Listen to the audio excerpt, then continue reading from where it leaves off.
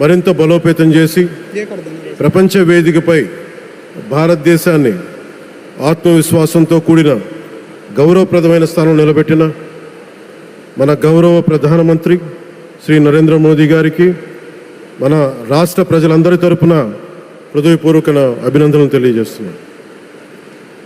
వేదికపైన ఆసీనులైన honourable governor of Andhra Pradesh Shri Abdul Nazeer గారికి, visionary leader Shri గౌరవ ముఖ్యమంత్రి శ్రీ నారా చంద్రబాబు నాయుడు గారికి, honourable union minister civil aviation Kinjarapu Rammohan Naidu గారికి, honourable governor of Goa Shri Pusapati Ashok Gajapathi Raju గారికి, గౌరవ కేంద్ర మంత్రి వర్యులందరికీ, సోదర సమానులు శ్రీ నారా లోకేష్ గారికి, ఈ కార్యక్రమానికి విచ్చేసిన గౌరవ మంత్రివర్యులు, పార్లమెంట్ సభ్యులు, శాసనమండలి సభ్యులు, శాసనసభ్యులు, విశిష్ట అతిథులు, ప్రజాప్రతినిధులు, ప్రభుత్వ అధికారులు, మీడియా మిత్రులకి అందరికీ, భారీ సంఖ్యలో విచ్చేసిన ప్రజలందరికీ, అలాగే ఈ వేడుకను వివిధ మాధ్యమాల ద్వారా వీక్షిస్తున్న ఆంధ్రప్రదేశ్ ప్రజలందరికీ, దేశ విదేశాల్లో ఉన్న భారతీయులందరికీ నా హృదయపూర్వక నమస్కారాలు తెలియజేస్తున్నాను.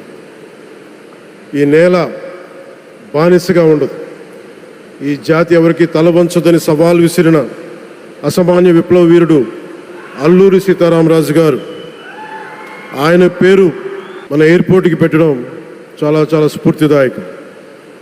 As we dedicate this airport to the people, one thought comes to my mind. Alluri స్ఫూర్తి రెక్కలపై ప్రపంచాన్ని చేరే ఆంధ్రప్రదేశ్.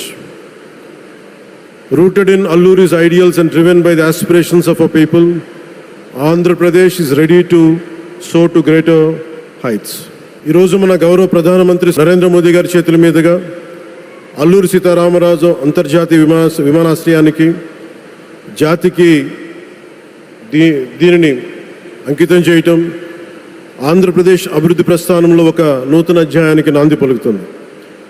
మోదీ గారి నాయకత్వంలో ఈరోజు 17,435 కోట్ల విలువైన అభివృద్ధి కార్యక్రమాలు ప్రజలకి అంకితం కావడం, అలాగే national highway projects, energy infrastructure ప్రాజెక్టులో ప్రారంభోత్సవాలు, శంకుస్థాపనలు జరగడం మన రాష్ట్ర అభివృద్ధిలో చాలా కీలకమైన ఘట్టం. ఈ ప్రాజెక్ట్స్ కనెక్టివిటీని బలోపేతం చేయడం కాదు, ఎనర్జీ సెక్యూరిటీని పెంచి ఇండస్ట్రియల్ గ్రోత్స్కి మరింత వేగాన్ని అందించి యువతకి ఉపాధి అవకాశాలు మెరుగుపరిచి ఆంధ్రప్రదేశ్ని మరింత వేగంగా అభివృద్ధి పదంలో ముందుకు నడిపిస్తాయి. ఒక దేశం కేవలం ప్రకటనతో అభివృద్ధి చెందదు, ప్రజల కళల సాకారం అయ్యే మౌలిక సదుపాయాలతో అభివృద్ధి చెందుతుంది. So honourable Modi ji, your vision of Viksit Bharat and Atmanirbhar Bharat is transforming the nation across every sector, from highways to railways, from ports to airports, from digital infrastructure to defense, manufacturing and renewable energy. చరిత్ర కేవలం మన నిర్మించిన కట్టడాలను మాత్రమే గుర్తుంచుకోదు, వాటి ద్వారా నిర్మితమైన భవిష్యత్తుని గుర్తుంచుకుంటుంది. ఈ విషయం మీ నాయకత్వంలో ఆంధ్రప్రదేశ్కి లభిస్తున్న అభివృద్ధిలో చాలా చాలా స్పష్టంగా కనిపిస్తాం. ఇదివరకే విశాఖపట్నంలో 2 లక్షల కోట్ల పైగా పెట్టుబడులు, అందులో ఎన్టీపీసీ గ్రీన్ హైడ్రోజన్ హబ్, జాతీయ రహదారులు, రైల్వే ప్రాజెక్టులు, అలాగే అమరావతి కోసం 50,000 కోట్ల పెట్టుబడులు, రాయలసీమ అభివృద్ధికి 13,400 కోట్ల ప్రాజెక్టులు మన రాష్ట్ర అభివృద్ధికి బలమైన పునాది వేస్తున్నాయి. South Coast railway zone at Visakhapatnam ఏర్పాటు ద్వారా ఆంధ్రప్రదేశ్ ప్రజల చిరకాల ఆకాంక్షను సాకారం చేస్తుంది. ఈ కార్యక్రమాలు మరిన్ని పెట్టుబడులు ఆకర్షించడంతో పాటు ప్రత్యక్షంగా పరోక్షంగా 20 లక్షల పైగా ఉపాధి అవకాశాలను సృష్టించి స్టేట్ ఇన్ఫ్రాస్ట్రక్చర్ని మరింత బలోపేతం చేస్తూ ఆర్థికాభివృద్ధికి మరింత బలాన్ని అందిస్తున్నాయి. అలాగే గౌరవ చంద్రబాబు నాయుడు గారి నాయకత్వంలో, ఆయన మార్గదర్శకత్వంలో, వారి నాయకత్వంలో ఆంధ్రప్రదేశ్ దేశంలోని అగ్రగామి రాష్ట్రంగా అవతరిస్తూ ఉంది. ప్రత్యేకించి ఈ విమానాశ్రయానికి అల్లూరి సీతారామరాజు గారి పేరు పెట్టడం ఆ మహావీరుడికి నివాళి మాత్రమే కాదు, ఆయన ఆశయాలను, ఆయన స్ఫూర్తిని భావితరాలకు అందించే చాలా చాలా గొప్ప నిర్ణయం. జి మల్లికార్జునరావు గారు, జిఎంఆర్ అందరూ ప్రేమగా పిలుచుకున్న జిఎంఆర్ గారు, వారు దీన్ని కట్టడం శ్రీకాకుళం జిల్లా నుంచి వచ్చి, రాజాం నుంచి వచ్చి శ్రీకాకుళం వెనుకబాటుతనానికి ఆయన కృషిని ట్రస్టుల ద్వారా అందిస్తూ ఆయన నేతృత్వంలో ఆయన నాయకత్వంలో ఎయిర్పోర్ట్ నిర్మించడం మనందరికీ చాలా చాలా గర్వకారణం. ఈ సందర్భంగా మనందరం ఒక నిర్ణయం తీసుకోవాలి. పండ్లున్న చెట్టుకే రాళ్ళేస్తారంట. కష్టపడే కుటుంబ సభ్యుడు, తండ్రి కావచ్చు, పెద్ద కొడుకు కావచ్చు, అందరూ అతని మీద పడతారు. నువ్వు ఎక్కువ కష్టపడు, ఎక్కువ తిట్లు తింటావు. అలాంటిది మనం ఎలాంటి పరిస్థితుల నుంచి వచ్చాం? భారతదేశం ఒక పరిస్థితిలో బంగారాన్ని కూడా తాకట్టు పెట్టుకునే పరిస్థితి వచ్చింది. అలాంటి పరిస్థితుల నుంచి దశాబ్దం పైనుంచి మూడోసారి ప్రధానమంత్రిగా ఆయన ఈ రోజున మన దేశాన్ని నడిపిస్తూ ఉన్నారు. అలాంటి ప్రధానమంత్రిని చాలామంది ఆయన మీద మాట్లాడుతూ ఉంటే, ఆయన్ని అనకూడని మాట్లాడుతూ ఉంటే నా గుండె కదిలించేసింది, నా కన్నీళ్ళు వచ్చినాయి, బాధ వచ్చింది. దేశం కోసం కష్టపడే వారికి ఇవా చివరికి మనం ఇచ్చేదే. కొత్త తరానికి ఏం తెలుసు? ఆయన పడ్డ కష్టం. ఒక్కరోజు కూడా సెలవు తీసుకోలేదు మన ప్రధానమంత్రి గారు. ఈరోజు పెట్టుబడులు వస్తున్నాయి మనకి, ఒక్కరోజు కూడా సెలవు తీసుకోలేదు. శత్రు దేశాలు, మన అభివృద్ధికి ఈర్ష్యపడే పశ్చిమ దేశాలు, వీటన్నిటినీ తట్టుకొని ఒకవైపు విదేశాల్లో ఉండే శత్రువులతో పోరాడాలి, దేశాన్ని అభివృద్ధి పదంలో తీసుకెళ్దామంటే అంతర్గత శత్రువులతో పోరాడాలి.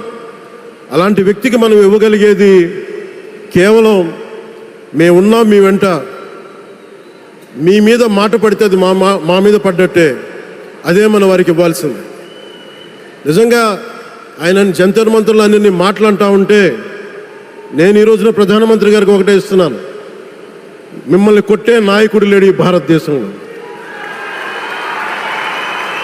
రాబోడు. కానీ మీరు పడ్డ శ్రమ, మీరు పడ్డ కష్టం ఎవరు తీసుకోలేరు. ఎన్ని బాధలు పడ్డా, ఎన్ని దెబ్బలు తిన్నా ఈరోజు మనం గర్వంగా చెప్పుకుంటున్నాం. మన ఉత్తరాంధ్రకి ఎయిర్పోర్ట్లు వచ్చినాయి, ఇన్ని లక్షల పెట్టుబడులు వచ్చింది ఆంధ్రప్రదేశ్కి. కానీ ఇవన్నీ తట్టుకొని చెయ్యాలి అంటే 144 కోట్ల తాలూకు ప్రజల ఆకాంక్షల్ని ఎంతోమంది వెనక్కి లాగుతున్నా, ఒకళ్ళు ముందుకు తీసుకెళ్లాలంటే ఎంతమంది తిడుతున్నా, విమర్శిస్తున్నా తీసుకెళ్తున్నారంటే ఒకే ఒక్క నాయకుడు ప్రధానమంత్రి శ్రీ నరేంద్ర మోదీ గారు. నేను ఎందుకు తపన పడ్డాను, నేను అలయన్స్ కోసం ఎందుకు తపన పడ్డాను, మీ నాయకత్వం మాకు కావాలి ఎందుకు తపన పడ్డానంటే, ఈరోజు ఎయిర్పోర్ట్ ఆపేశారు. ఒక చిన్నపాటి ఎర్ర బస్సు కూడా రాని చోట ఎయిర్పోర్ట్ అవసరం లేదన్న వ్యక్తులకి సమాధానం ఇదే. ఇన్ని వేల మందికి ఇన్ని వేల కోట్ల పెట్టుబడి వచ్చింది అంటే ఆశీస్సులు కావాలంటే, దేశం కోసం నిలబడే నాయకుడికి మన అండగా ఉంటే ఏం జరుగుద్ది అంటానికే ఈ భోగాపురం ఎయిర్పోర్ట్ ఈరోజు ప్రారంభోత్సవం నిలువెత్తు నిదర్శనం. ముఖ్యంగా 25 సంవత్సరాలు లోబడి ఉన్న పిల్లలున్న ప్రతి ఒక్కరికి కూడా నేను ఈ సందర్భంగా తెలియజేస్తున్నాను, పిల్లల్ని సరైన దారిలో పెట్టడం, సరైన సంస్కారాలు నేర్పించడం చాలా చాలా అవసరం. ఈరోజు పొద్దున్నే ప్రధానమంత్రి గారి స్టేట్మెంట్ చూశాను. ఆయన తిట్టిన, ఎన్ని దూషించారో వారిని కూడా పెద్ద మనసుతోటి క్షమించారు ఆయన. అలాంటి ప్రధానమంత్రి గారికి మీ పాదాలకు నేను నమస్కారం తెలియజేస్తున్నాను.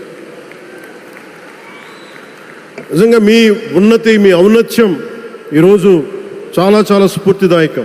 భారతదేశం మీ అందరికీ కూడా, ప్రజలందరికీ కూడా, ఆంధ్రప్రదేశ్ ప్రజలందరికీ కూడా, దేశ ప్రజలందరికీ కూడా ఒక నాయకుడి కష్టాన్ని మనం వెంటనే గుర్తించలేం. ఆయన ఎంత తపన పడుతున్నారు. ఒక కుటుంబాన్ని నడపడం ఎంత కష్టపడుతున్నాం.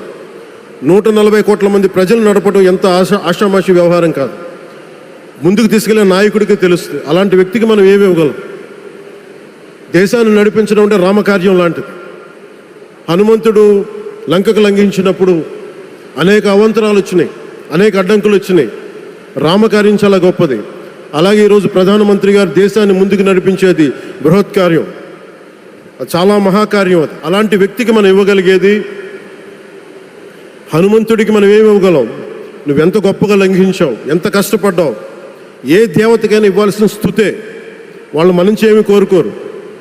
ఒక తల్లిదండ్రులకి మనం ఏమి కోరుకోరు, అమ్మ నువ్వు మా కోసం కష్టపడ్డావు, నాన్న నువ్వు మా కోసం కష్టపడ్డావు అని. అలాగే ఈ దేశ ప్రధానికి, సెలవు తీసుకోకుండా పనిచేస్తున్న ఈ దేశ ప్రధానికి మనం ఇవ్వగలిగేది, మీరు మా కోసం ఎంత కష్టపడ్డారు, మీరు మా కోసం నిరంతరం ఎంత శ్రమ తీసుకున్నారని చెప్పడమే మనందరి కర్తవ్యం. అలాంటి గౌరవ ప్రధానమంత్రి గారికి మనస్ఫూర్తిగా మీరు అనుకున్నంత కాలం అధికారం మీరు వద్దంటే వదలాలి, కానీ అధికారం మీ చేతుల్లోనే ఉంటుంది. దానికి మేమందరం నిరంతరం కృషి చేస్తామని తెలియజేసుకుంటూ, భారతమాత ముద్దుబిడ్డ మన ప్రధానమంత్రి నరేంద్ర మోదీ గారికి ధన్యవాదాలు తెలుపుకుంటూ, ఒక్కసారి ఆయనకి ఇవ్వగలిగేది భారత్ మాతకి జయజయలు చెప్పుకుంటూ సెలవు తీసుకున్నాను. భారత్ మాతాకి. గౌరవ ప్రధానమంత్రి గారికి మరోమారు ధన్యవాదాలు తెలుపుకుంటూ, మీ ఆశీస్సులు మా అందరికీ కావాలి, రాష్ట్రానికి కావాలని తెలియజేసుకుని సెలవు తీసుకున్నాను. జై భారత్ అండ్ జై హింద్.